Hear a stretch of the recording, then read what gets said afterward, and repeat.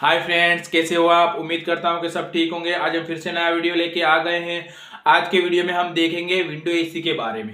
Window AC में कौन से मैकेनिकल पार्ट्स आते हैं, इलेक्ट्रिक पार्ट्स आते हैं। आज पूरा वीडियो हम इसके विषय जानेंगे और आप एक वीडियो देख लेंगे तो आपको पूरी इन्फॉर्मेशन विंडो एसी के बारे में पता चल जाएगी। अगर आप हमारी चैनल पर नए, प्लीज चैनल को सब्सक्राइब करें, वीडियो को लाइक करें, शेयर करें, कमेंट जरूर करें। तो सबसे पहले मैं आपको दिखा दूं, ये मैंने यहाँ पे बोर्ड पे लिखा हुआ है विंडो एसी के ऑल पार्ट्स। ये साइड जो लिखा हुआ मैकेनिकल पार्ट्स लिखा हुआ है और यहाँ पे इलेक्ट्रिक पार्ट्स लिखा हुआ है, यानी जो कंप्रेसर में कौन सा मैकेनिकल पार्ट्स आता है और कौन सा इलेक्ट्रिक पार्ट्स आता है। तो एक बार मैं ये आपको रिपीट कर देता हूँ, उसके बाद मैं एक एक बारीकी से सब डिटेल समझाऊंगा। तो सबसे पहले देखिए, मैकेनिकल पार्ट्स में आता है कंप्रेसर, कंडेंसर, फिल्टर, कैपिलरी और इवापोरेटर।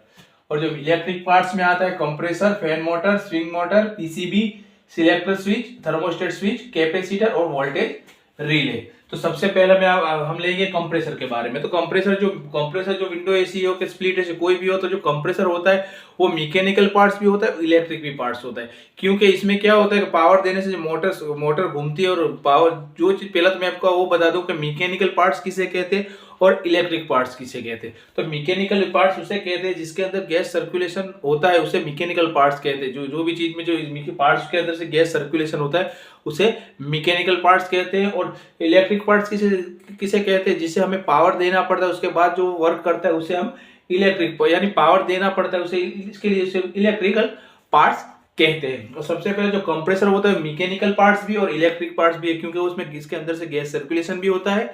और दूसरा क्या होता है, उसके अंदर मोटर दी होती है, इसको पावर भी हमें स्टार्ट करने के लिए देना पड़ता है। और दूसरा क्या है कि जो विंडो एसी में जो कंप्रेसर होता है वो क्या होता है, वो सेमी हार्मेटिक और रोटरी टाइप का कंप्रेसर का उपयोग किया जाता है। क्योंकि इस कंप्रेसर का आपको काम पता है, कंप्रेसर का काम क्या है, तो लो प्रेशर लो टेम्परेचर वाले वेपर गैस को क्या हाई प्रेशर और हाई टेम्परेचर बनाने का काम कौन करता है, कंप्रेसर करता है। जिससे धक्का मारने का काम, गैस को सर्कुलेशन का काम कौन करता है, कंप्रेसर। मेन पार्ट्स कौन सा होता है, तो वो होता है कंप्रेसर। उसके बाद कंडेंसर के बारे में जानेंगे।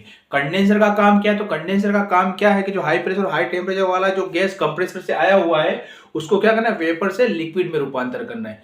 यानी जो वराड है उसे क्या करना है, पानी, यानी जो गैस को क्या करना है, गैस को जो वेपर है वेपर को लिक्विड में ट्रांसफर करने का काम कौन करता है, कंडेंसर करता है। जैसे जनरली रेफ्रिजरेटर कोई भी चीज हो जो कूलिंग करता है उसमें सब क्या होता है, सब जो मैकेनिकल पार्ट्स उनका काम सब सेम ही, लेकिन क्या है जो कैपेसिटी के आधार से उनको अलग अलग जैसे उसके प्रकार आते हैं वो अलग अलग दिखाया गया। जैसे इसमें क्या होता है, तुम जो फ्रिज में देखते हो इसमें क्या होता है, एयर कूल्ड कंडेंसर दिया हुआ था, यानी कैसा होता है, नेचुरल एयर कूल्ड कंडेंसर दिया होता है, सिर्फ जाली दी होती है। लेकिन इसमें क्या होता है, इसमें फिंच ट्यूब टाइप दिया हुआ है, वो क्या होता है, कॉपर का होता है। आपने देखा होगा कि जैसे ये चौरस होता है, फिर क्या होता है, ऐसी जाली दी होती है, आप देख सकते होंगे, देखिए। और इसको यहाँ पे पाइप आती होती है और इसके पीछे क्या होती है, मोटर होती है। यानी ये क्या फिंच ट्यूब टाइप, ये एल्यूमिनियम और कॉपर से बना हुआ होता है। और उसका जो काम है क्या करना है, वेपर से लिक्विड में रूपांतर करने का काम कौन करता है, तो वो करता है कंडेंसर। और इसके बाद जो आता है मैकेनिकल पार्ट्स में वो आता है फिल्टर। तो फिल्टर का काम क्या है, तो फिल्टर का काम क्या है कि जो हाई प्रेशर और हाई टेम्परेचर वाला जो गैस कहाँ से आया, कंडेंसर में जो आया लिक्विड गैस, उसको गैस को छानने का काम कौन करता है, तो फिल्टर करता है। समझ गए। फिल्टर में क्या होता है, सिलिका नाम के बेस वो होता है और वो क्या करता है, पूरे गैस के अंदर से जो नमी को भी चूस लेता है और क्या करता है, गैस को शुद्ध कर देता है। और इसमें क्या होता है, फिल्टर के जो दो प्रकार है, एक ड्राई फिल्टर और स्टैंड फिल्टर। तो इसमें क्या स्टैंड फिल्टर का उपयोग किया जाता है। उसके बाद आती है कैपिलरी। तो कैपिलरी का काम क्या है, तो कैपिलरी का जो काम है, कैपिलरी एक क्या होता है कि ट्यूब होती है, यानी पाइप होती है पतली सी, वो क्या करता है, प्रेशर ड्रॉप करने का, यानी जो प्रेशर को ड्रॉप करने का काम कौन करता है, कैपिलरी करती है। कैपिलरी के अलग अलग गेज कैपिलरी का उपयोग किया जाता है। जैसे कि समझिए फ्रिज में 0-31 इंच की 31 की आती है, 56, 55 से अलग अलग गेज की क्या कैपिलरी का उपयोग किया जाता है। उससे क्या होता है, उसका जो प्रेशर होता है, जो स्पीड में गैस घूमता है, उसको प्रेशर ड्रॉप करने का काम कौन करता है, कैपिलरी करती है। इसमें क्या है कि 8 से 12 फुट आसपास ही उसकी कैपिलरी उपयोग की जाती है, क्योंकि इसमें क्या है, उसका गेज बड़ा होने की वजह से इसकी साइज के आधार से वो कैपिलरी को नक्की किया जाता है। इसके बाद आता है इवोपरेटर। तो इवोपरेटर क्या होता है, तो इवोपरेटर भी यदि हमने देखा जो कंडेंसर फिंच ट्यूब टाइप, उसका भी इवोपरेटर होता है। उसमें भी क्या होता है कि समझिए कि उसके आगे जाली दी होती है। जब भी वो एसी के अंदर जो आगे दिया होता है वो कॉपर और एल्यूमिनियम का, ये क्या होता है, इवोपरेटर होता है। गर्मी को, जो रूम की गर्मी उसको खींचने का काम करता है, यानी जाली दी होती है। और जो ठंडक करता है, ब्लोअर घुमा के उसको ठंडा करता है, यानी इवोपरेटर इसमें फिंच ट्यूब टाइप इवोपरेटर होता है वो भी क्या होता है, कॉपर और एल्यूमिनियम का कॉपर और एल्यूमिनियम का होता है। कॉपर की पाइप दी होती है और एल्यूमिनियम की इसकी फिंस दी होती है। तो ये क्या है, हमारे मैकेनिकल पार्ट्स है। मैकेनिकल पार्ट्स ज्यादातर स्प्लिट एसी में भी इसका उपयोग किया जाता है और विंडो एसी में मैकेनिकल पार्ट ज्यादातर कूलिंग वाले सिस्टम में सब में उपयोग किया जाता है, लेकिन अलग अलग साइज है। समझिए अमुक बार क्या होता है कि कोई चीज में हमने कार एसी में भी देखा था कि कैपिलरी की जगह पे क्या ऑटोमेटिक एक्सपेंशन वाल्व का उपयोग किया जाता है। उसका भी काम सेम ही है, लेकिन क्या है को उसको चीज को चेंज कर दिए यानी अलग कर दिया, इसलिए उसको क्या है पार्ट्स काम का एक ही है, यानी ये ज्यादातर इसका उपयोग होता है। उसके बाद हम देखेंगे इलेक्ट्रिक पार्ट्स। तो इलेक्ट्रिक पार्ट्स जो हमने काम कंप्रेसर का देखा, मैंने आपको पहले ही बता दिया कि कंप्रेसर एक ऐसा चीज है कि वो मैकेनिकल पार्ट्स भी और इलेक्ट्रिक पार्ट्स भी है, क्योंकि उसमें गैस का सर्कुलेशन भी होता है, उससे पावर देके हमें मोटर को स्टार्ट करना भी होता है। इसके लिए क्या है, कंप्रेसर जो होता है मैकेनिकल और इलेक्ट्रिक दोनों पार्ट्स है। इसके बाद जो आता है फैन मोटर। अब समझिए जो इसकी फैन मोटर होती है, तुम स्प्लिट एसी का मैंने आपको बताया, स्प्लिट एसी में क्या होता है, इंडोर और आउटडोर में दोनों अलग फैन होती है। जैसे कि वहां पे क्या होता है, फैन मोटर होती है और इसमें क्या ब्लोअर फैन मोटर होती है जो इंडोर के अंदर होती है, ठीक है। लेकिन इसमें क्या होता है, जो विंडो एसी होता है, विंडो एसी एक ही बॉक्स टाइप में दिया हुआ होता है, यानी क्या कूलर जैसा ही होता है। तो उसमें क्या किया होता है, समझिए कि एक ही शाफ्ट पे क्या दिया होता है, मोटर दी होती है, ऐसे बीचों बीच मोटर दी होती है। ये मोटर है, इसकी दो शाफ्ट होती है, यानी एक ही शाफ्ट में क्या होता है, एक मोटर दी होती है। एक बाजू क्या होता है, एक बाजू पंखा दिया होता है और एक बाजू क्या दिया होता है, ब्लोअर दिया हुआ होता है। एक बाजू क्या दिया होता है, ब्लोअर दिया होता है। मोटर एक ही होती है और ये मोटर जो होती है वो क्या वो कूलर में उसमें उपयोग की जाती है, एयर कूलर जो आता है उसमें यूज की जाती है, वो टाइप की कूलर होती है। लेकिन जो जनरली मोटर में क्या होता है, एक ही मोटर के अंदर एक ही शाफ्ट होती है। इसमें क्या होता है, बीच में मोटर होती है और आजू बाजू शाफ्ट दी होती है। एक क्या होता है कि इंडोर में लगती है, एक आउटडोर में लगती है। इंडोर में जो लगता है तो वहां पे क्या लगता है, ब्लोअर लगता है, जो हम कूलिंग खाते हैं वो ठंडी हवा आती है। और जो ये लगता है, जो फैन लगता है, वो गर्मी निकालने के लिए, कंडेंसर के लिए होता है। और जो स्प्लिट एसी में क्या, दोनों यूनिट अलग होने की वजह से दोनों में अलग अलग मोटर दी जाती है। लेकिन यहाँ पे क्या है, फैन मोटर उसके लिए क्या होता है, सर्कुलेशन होता है। जो कंडेंसर के काम के लिए क्या करते हैं, गर्मी को बाहर फेंकती है, और इवोपरेटर के काम के लिए गर्मी को वो पास से खींचती है और कंडेंसर के ऊपर गर्मी को फेंकती है, और ब्लोअर घुमा के क्या करता है, ठंडक रूम को ठंडा करता है। यानी वो फैन मोटर का उपयोग किया जाता है। उसमें स्प्लिट में क्या होता है, दो यूनिट होने की वजह से होती दो अलग होती है। दूसरा है स्विंग मोटर।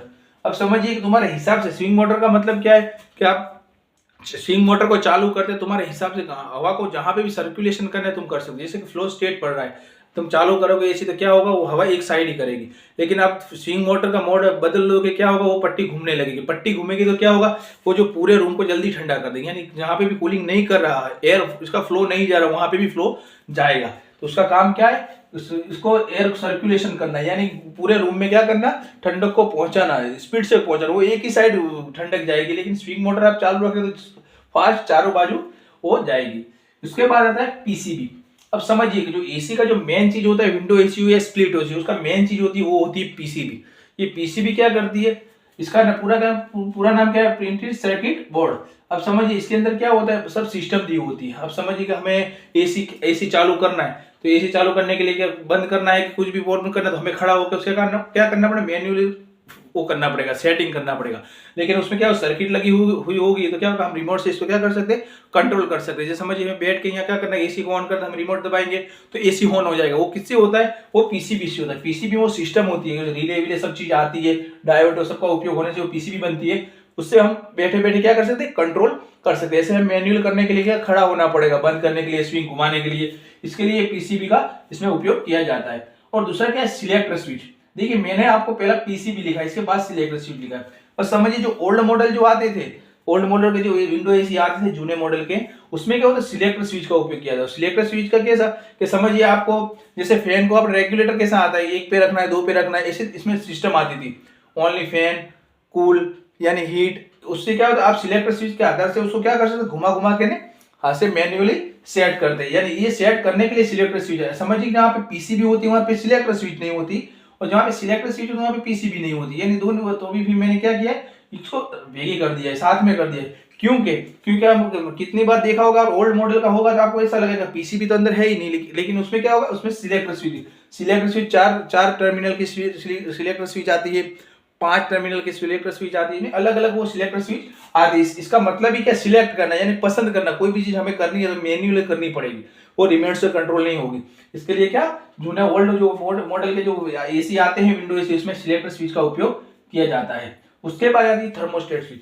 अब थर्मोस्टेट स्विच का काम क्या है, तो जनरली थर्मोस्टेट का स्विच का काम सब में सेम ही है। उसका क्या, जब कूलिंग आ जाती है तो कंप्रेसर को कट ऑफ करने का काम थर्मोस्टेट स्विच करती है।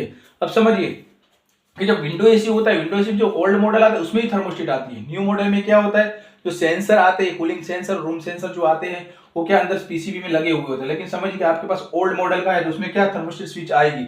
और थर्मोस्टेट आदत है, तुम जितना भी सेट करोगे वो कूलिंग आ जाएगा तो ऑटोमेटिक क्या करेगा, पावर को कट ऑफ कर देगा और इलेक्ट्रिसिटी बिल बचेगा।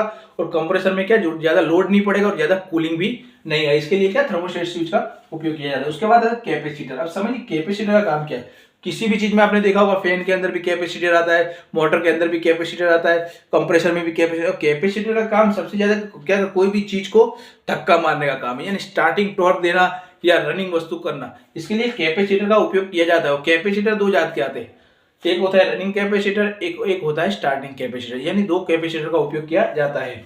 ये है कैपेसिटर। उसके बाद आती है वोल्टेज रिले।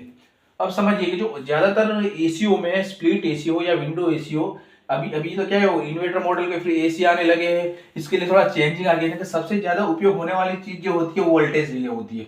आपको आगे मैंने वीडियो बनाया हुआ है, जो पीएससी सीएसआर जो वायरिंग हमने किया था वो किस पे किया था, वोल्टेज रिले पे किया था। वोल्टेज रिले एक बॉक्स टाइप वो होता है, इसमें 4, 5, 1 और 2 ये ऐसे टर्मिनल दिए हुए थे। जो 4 होता है उसके ऊपर 4 टर्मिनल दिए हुए थे, दूसरे सब पे क्या होते हैं, 2-2 टर्मिनल दिए हुए थे। ये इसका काम क्या है, कंप्रेसर को स्टार्ट करना, यानी रिले के हमें कंप्रेसर को चालू करना, तो डायरेक्ट हम तो चालू कर नहीं सकते। उसके साथ क्या करना पड़ेगा, इसके साथ कैपेसिटर भी लगाना पड़ेगा, स्टार्टिंग भी लगाना पड़ेगा। स्टार्टिंग कैपेसिटर मारेंगे टॉर्क करेगा, रनिंग कैपेसिटर लगाएंगे तो रेगुलर वो पावर देता रहेगा, तो कंप्रेसर हमारा स्टार्ट होता रहेगा। ये होता है वोल्टेज रिले। वोल्टेज रिले का काम क्या है, कंप्रेसर को स्टार्ट करना है। यहाँ पे वायरिंग कनेक्शन करेंगे तो हम क्या होगा, हमारा कंप्रेसर स्टार्ट हो जाएगा। ये याद है, मेन चीज इलेक्ट्रिक पार्ट्स में ये क्या, वायरिंग में ज्यादातर वोल्टेज रिले का ज्यादा उपयोग किया जाता है। लेकिन अभी क्या है, अभी पीसीबी इन्वर्टर मॉडल के आने की वजह से क्या, इंडोर आउटडोर दोनों में क्या होता है, पीसीबी दी होती है, यानी कि ये वायरिंग अभी यूज किया नहीं जाता। लेकिन क्या, अब कॉमर्शियल चीज में ये चीज का अभी हाल भी उपयोग किया जाता है, जो वोल्टेज रिले होती है। इसका जो वायरिंग दो कैपेसिटर के पीएससी और सीएसआर में अगला इसके पहला वीडियो जो बनाया है, अगर आपने नहीं देखा तो वो वीडियो आप देख लीजिए। आपको हमारा वीडियो कैसा लगा प्लीज कमेंट करके जरूर बताएं।